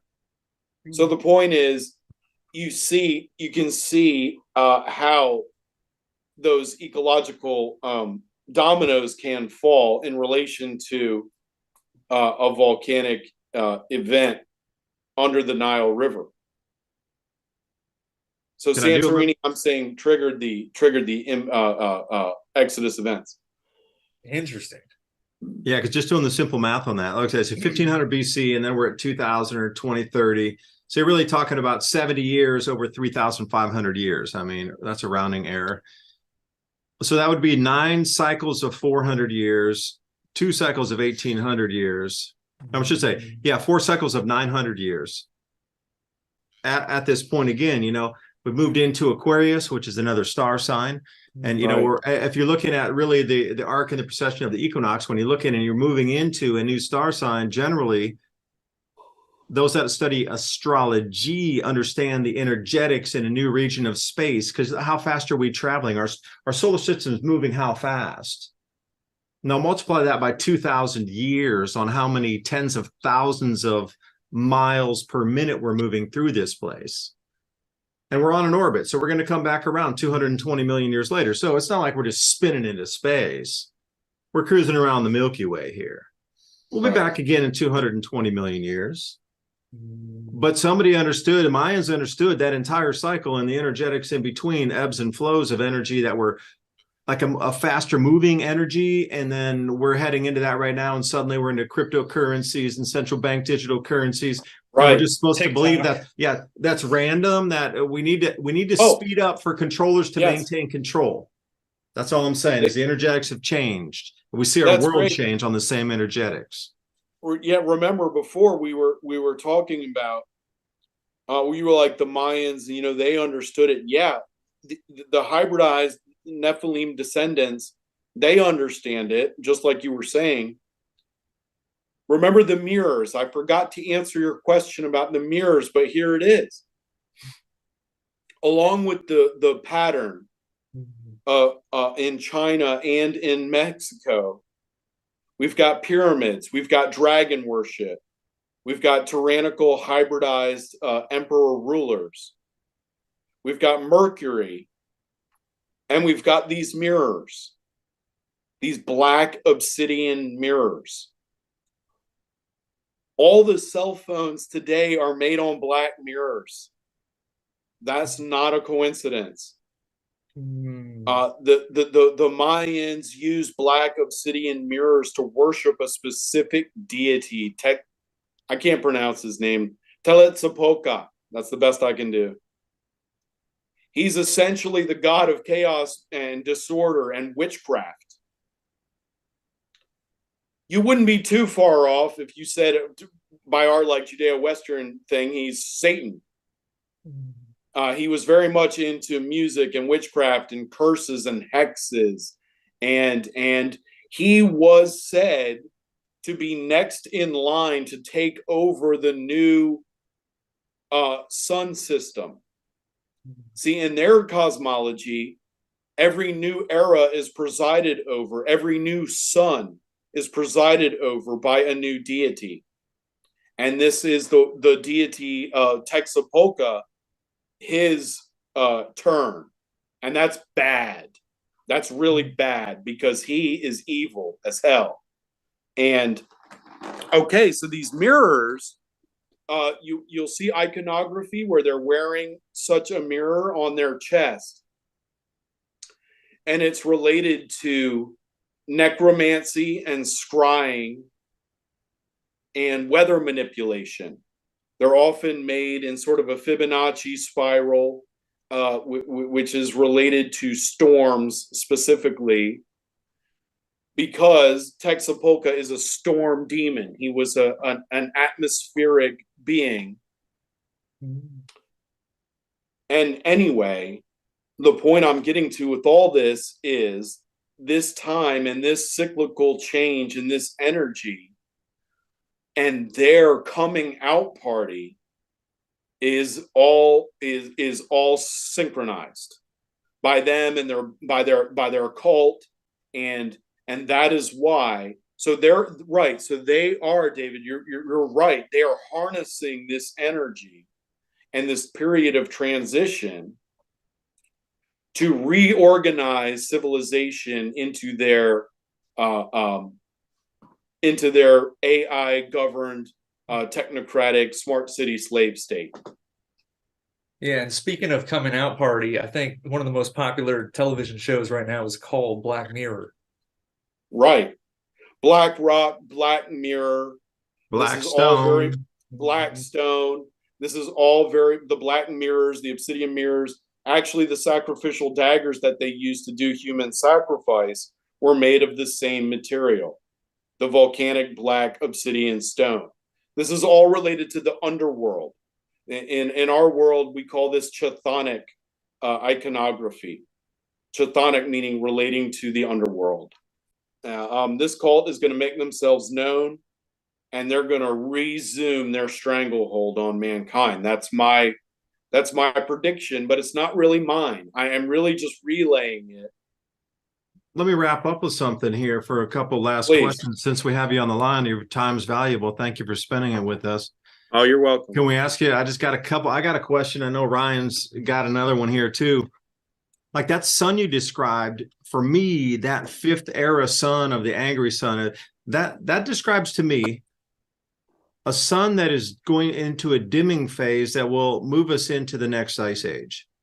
Now you got to look at it too. Now, if you understood that heading into the next ice age, billions will be lost anyway. The carrying capacity of the earth just cannot hold billions of people. It is impossible, because the ice, the ice sheets come down, the hydrological cycle changes, the plant, the harvest dates change, the animals, the life, everything shifts because the full magnetic field of the planet shifts. And we drop down so low in activity that an ice age begins.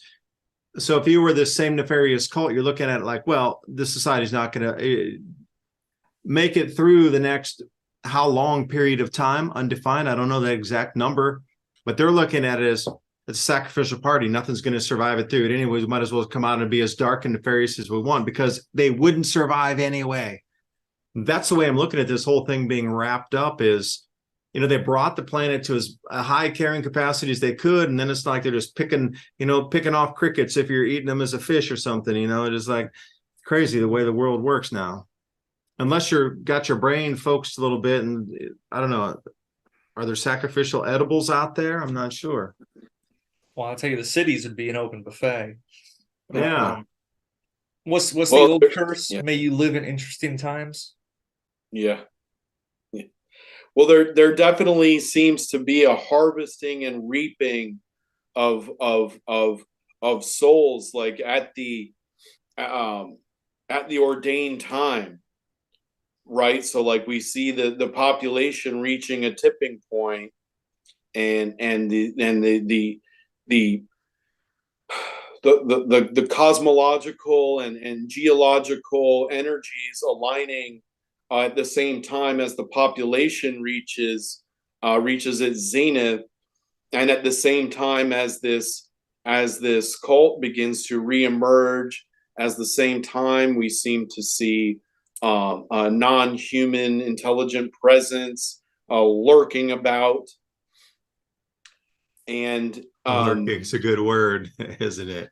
Yeah, and I'm going to submit to you that whole phenomena is the invasive hybrid hominids of which I speak, the Nephilim. They're not aliens from a distant galaxy. They're being misconstrued by the cult, who controls the information and the money, and they are whitewashing their demonic reputation. Because if they are aliens from a different solar system, then their reputation is now free of the demonic connotations. All that stuff about human sacrifice and slavery and war against God and your destiny in the lake of fire. Dude, it's the first time we've been here. What are you talking about? Right. They would prefer you instead think they're just like you, except more advanced and intelligent, and they have really cool toys, and they'll solve all your problems. So you should just revere them like celebrities. And we're going to go ahead and prime everyone to do that by a century of science fiction and microwave predictive programming. And they have successfully undermined people's belief systems and superimposed their materialistic confusion onto everyone. And yeah, that's why I'm doing what I'm doing, and I appreciate you guys so much helping me do that. And I wanted to say one more thing about plasma, because that's how we started. Romanian scientists. I know a lot of people raised in the Western scientific world. They're like, "What is this guy on about? Deities and these beings, and he can't be serious." Romanian scientists have recently found that plasma cells behave just like biological cells under the right stimuli. They multiply themselves, which means it's almost certain that we would have plasma-based life forms. And I would submit to you that plasma-based life forms are the scientific reality behind what ancient tradition referred to as deities or spirits or gods. Because a plasma-based life form would be free of the constraints that apply to carbon-based life forms, like limited lifespan, like sensitivity to temperature, like the dependence on food and water and all these things. So they would be like gods. And finally, David, you said, what's going to happen? They think, there's going to be or whatever, this huge reversal of energy, and what's the effect going to be? Well, I don't know if any of you have ever seen the film Donnie Darko, when they discuss the tangent universe.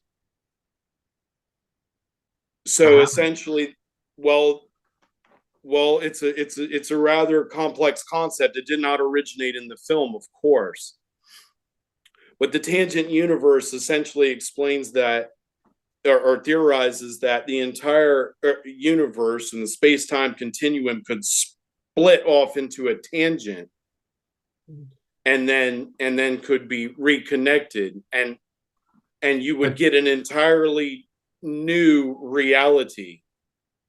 The entirety of. Can we change the word tangent to filament? Sure. Okay.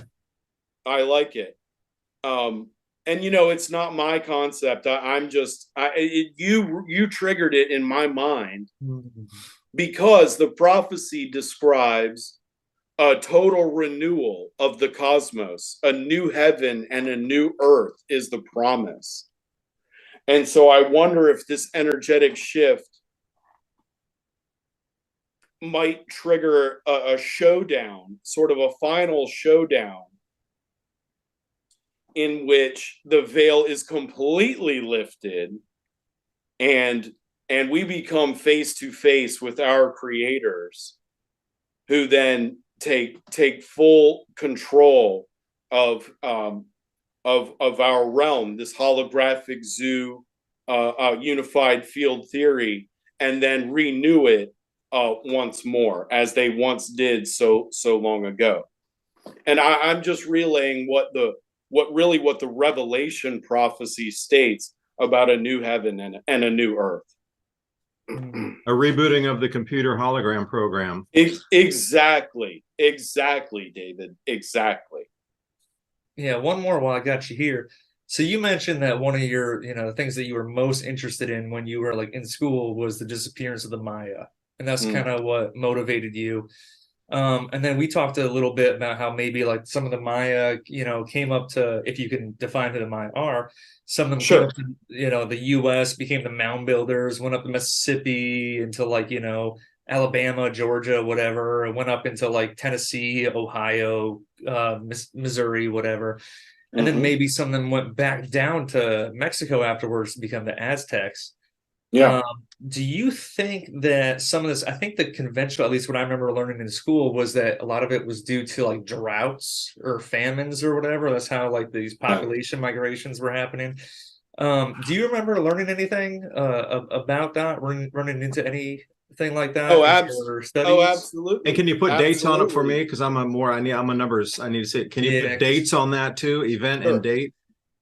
So the collapse of the Maya, according to mainstream archaeology, they want to put it around 800 AD. That's very loose. There were various cult centers all over the Valley of Mexico and the Yucatan Peninsula, and they were ebbing and flowing and allegedly warring with each other. And there were rivals, and they did beef with each other. Okay, but what the archaeological record really indicates is a domino effect collapse of cult centers beginning around Cult 708 beginning around 700 AD and dominoing up north all the way to like 1100 AD, at which point they are completely gone. The real key, the flood thing is the drought excuse is complete nonsense. It was rebellion by the people that were so sick of the darkness of the land that they threw them out. That's right. The real cause of the disappearance of the culture, the culture, the ruling elite, the occupying elite cult rulers were revolted against at Teotihuacan, at Pakal, at San Bartolo, at Chaco Canyon. At each one of them, you find severe fire damage at the cult center living quarters, the elite living quarters. That's because they snuck up on them while they were sleeping and they set them on fire. Now they're all in Basel in Switzerland. That's their new headquarters. I was gonna say it's totally understandable why they did that. And yeah, Cern's there too, isn't it? Also, the Hadron Collider is very close to there. It is, and the ritual for the unveiling of it was very interesting, very chthonic, which is a word we used before to talk about satanic worship. Yeah, so Mark, do you think that the mound builders were all cleared out by around 1100 AD? No, we have to. I was going to say we have to remember there's a whole kaleidoscope of various branches and strains. But yeah, and those Pinson ones were very late to the game. Well, I think the park rangers on that one said they started building them around like 1000 or 100 AD, and they went until like 1100 AD around then. And wow, that was a deep discussion. You know, so many directions that we took it, from the energetics, the changes we're seeing right now. And if you overlay this into the world news that you're looking at right now, this makes a lot of sense that we're into a great change, and a lot of these older types of belief systems and monies and wealth that are pulling through that are still going to try to control after this shift are the same players that seem like they've been here for such a long time. There's a great explanation as to what it was, or what these consider they are, because a lot of people are always trying to describe they, and they always are the central banks, it's this and that. Perhaps we're going back to this same cult that's going to be trying to maintain control through this. And where do we move from here? How do we protect ourselves? How do we use our energies on the side of light to push back against this darkness is more the question. You know, it seems like we're in this battle of duality that has been forecast by so many religions and faiths and belief systems, not just in Christianity, but pretty much across the planet, that we're coming to this time where it's going to be stripped bare. The veil will be lifted, and you're going to have to choose your side, whether it's on the side of light or whether you're going to try to drift toward that side of darkness. And it is going to be a distinct line where there's only A or B. There's no C where I can kind of skirt by and be a 50-50 kind of person. You're going to have to choose and use that vibrational energies. You can manifest yourself on the side of light to push this darkness back for another 12,000 years or more in history. But anyway, we're talking to Mark Carpenter here. And again, the website, myapocalypticchronicles.com. And remember, he also writes for Ancient Origins, and it was a good conversation. I'm going to link everything below so you can do more research on your own, because I'm a fan of allowing everybody to do your own research. I know wasn't that a thing that was considered verboten speech back around 2020, where if you said do your own research, that was considered something you shouldn't speak, let people do their own mind. Rubik's Cube, but that's just me. Anyway, thanks. Sign us off, man. Yeah, absolutely. This is fun to be here, David. Thanks for the invite. Usually, I'm just lurking in the chat with everyone else there, Appalachian Observatory. Everyone, I would just recommend you follow Mark on the socials, and then if he's doing a tour somewhere, definitely get in on that, because that was a good time. Mark knows a lot of stuff. He's a walking human encyclopedia, and real fun guy to hang out with. Yeah, the Instagram is also called My Apocalyptic Chronicles on Instagram. That's the one where you can see it. There's a lot of good information on the blog and the Instagram. And please, if you like the content, please consider supporting the Patreon, so we can get a really strong YouTube and blog going. That's a beacon of warning and truth and knowledge. Like David was saying, you're gonna have to choose at some point. There's a lot of people on the fence, and they they think what's in their heart is what counts. But I'm here to tell you, it's what you do. The coward and the hero feel exactly the same inside. They're scared, but the hero does something about it, while the coward just does nothing. So ultimately, it's what you do that defines you. So going forward into the dark times, do not let yourself be defined by external forces leveraging you, or keep your traditions and your values close, and you'll make it through. You'll make it home. Thanks, Dave. Again, Ryan, much appreciated. Seriously. Amen, brother. Bye for now. Pleasure talking. All right.